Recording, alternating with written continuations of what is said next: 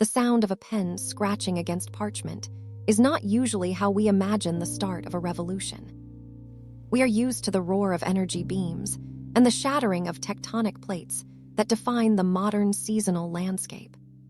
But there is a specific kind of magic that happens when a story decides to slow down and show you the ink on the page before it shows you the fire in the sky. If you have been watching the charts lately, you have seen the usual suspects dominating every single conversation. The big sequels and the massive budget adaptations are doing exactly what they were designed to do by occupying the room and taking up all the oxygen in the community.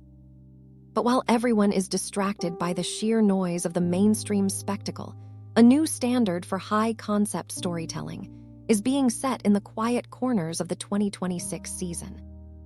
We are standing at a crossroads where the most important anime of the year are currently being treated as background noise by the algorithm. Witch Hat Atelier has just arrived, and it is already proving that magic was never meant to be a superpower, but a dangerous and beautiful craft. This is the moment where we stop ignoring the masterpieces and start looking at the craft that defines the true peak of this year. When Witch Hat Atelier premiered, it felt like a breath of air from a different era of animation entirely. It does not care about the power scaling or the frantic packing that defines most contemporary shonen hits. Instead, it treats magic as an intricate and dangerous art form that requires precision and a terrifying amount of patience. In the very first episode, we see Coco watching the magicians with a sense of wonder that feels almost painful because she is an outsider. She is not a chosen one with an ancient bloodline or a hidden inner demon that grants her instant godhood.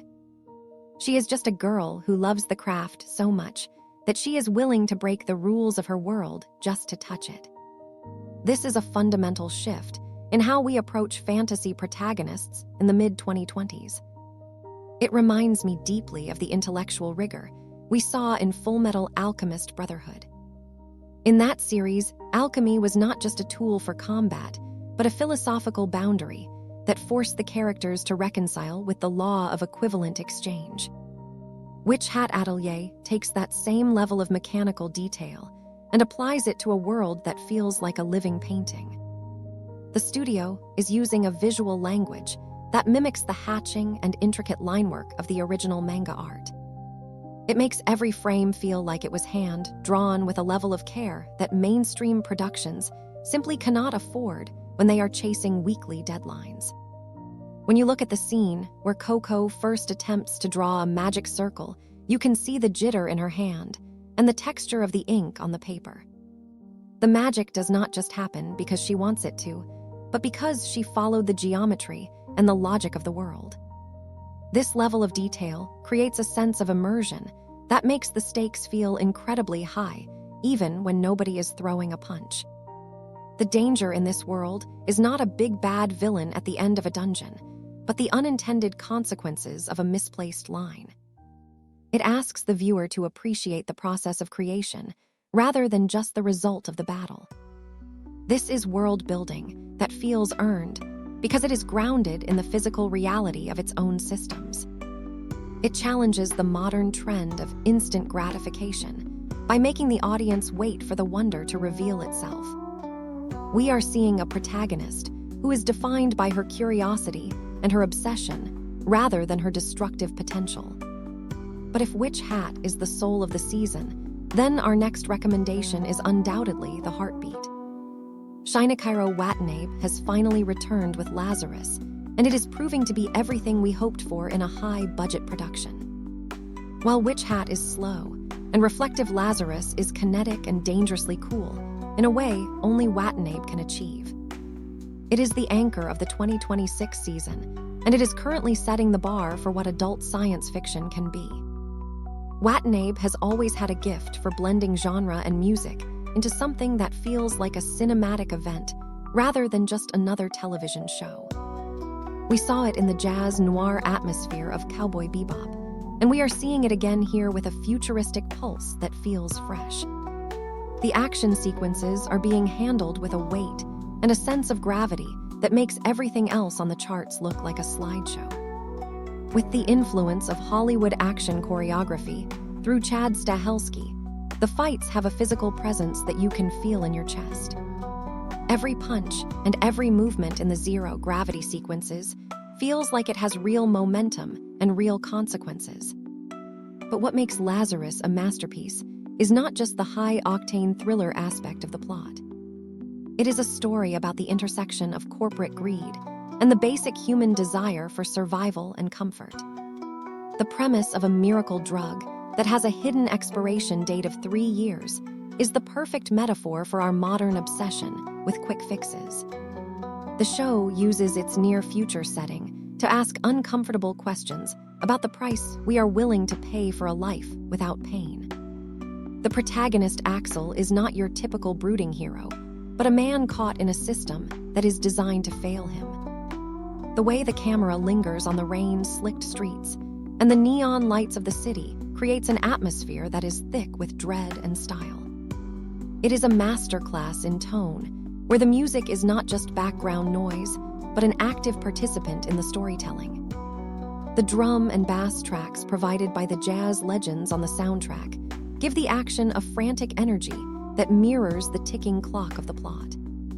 This is the kind of project that reminds you why you fell in love with this medium in the first place, because it pushes the boundaries of what is possible. It refuses to settle for the standard tropes of the sci-fi genre, and instead builds something that feels genuinely dangerous. We are seeing a director at the top of his game, using every tool in the shed to create a legacy for the future of anime. Yet even with a giant like Lazarus on the board, there is one more show that is quietly breaking every rule of the industry. The Darwin Incident is perhaps the most unsettling and intellectually dense project we have seen in years. It features an anti-trope protagonist that makes the current crop of power fantasies look like simple children's stories. Charlie is a human-chimpanzee hybrid, and he is the most fascinating character to hit our screens in a very long time. He does not act like a hero, and he does not act like a victim even when the world around him is trying to force him into those boxes. He is a cold and logical observer of the human condition who often points out the hypocrisy of our own social structures. The show uses a minimalist visual style that relies on heavy subtext and static framing to create a sense of constant underlying dread. It reminds me of The Packing and the psychological weight we felt in the classic series Monster. In Monster, the horror was not supernatural, but deeply human, and it came from the choices people made in the face of absolute nihilism. The Darwin Incident operates on that same frequency by exploring the gray areas of morality and biology. This is a socio-political thriller that is not afraid to look at the darker parts of our own society without flinching. It tackles animal rights and domestic terrorism and the very definition of what it means to be a person without ever feeling preachy or simplified. The packing is deliberate and slow, and it allows the tension to build until it becomes almost unbearable for the viewer. Charlie's interactions with his human classmates are filled with a social awkwardness that feels grounded in reality rather than anime tropes. When he speaks, his words are precise and often unsettling because they strip away the emotional lies we tell ourselves to get through the day.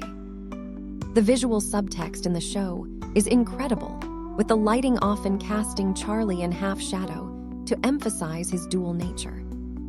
It is a masterclass in visual storytelling, where the environment tells you more about the mood than the actual dialogue does. We are seeing a shift toward a more intellectual and non-linear style of storytelling that respects the intelligence of the audience. It does not feel the need to explain every single plot point with a long internal monologue or a flashback. Instead, it trusts you to follow the crumbs and piece together the mystery of Charlie's origin and his purpose in this world. These 3 shows are not just the highlights of the season, but they are the guardians of the art form in 2026. They represent a refusal to settle for the safe and the predictable paths that the industry has been following for the last decade. Whether it is the artisanal magic of Witch Hat or the cinematic adrenaline of Lazarus, or the chilling realism of Darwin. These are the stories that will define the legacy of this year when we look back a decade from now. If we only support the shows that the algorithm tells us to watch, we are going to lose this level of innovation and risk-taking. We have to be the ones who champion the high-concept narratives that are willing to challenge us as viewers.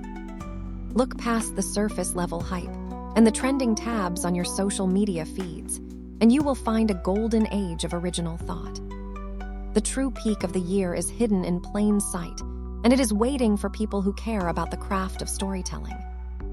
The intricate world building and the psychological depth of these three masterpieces are the real reason to be an anime fan right now. What specific scene in these sleepers made you realize that the writers were playing on a completely different level than the rest of the industry? Let us talk about the moments that actually made you lean forward and forget about the mainstream noise for a moment.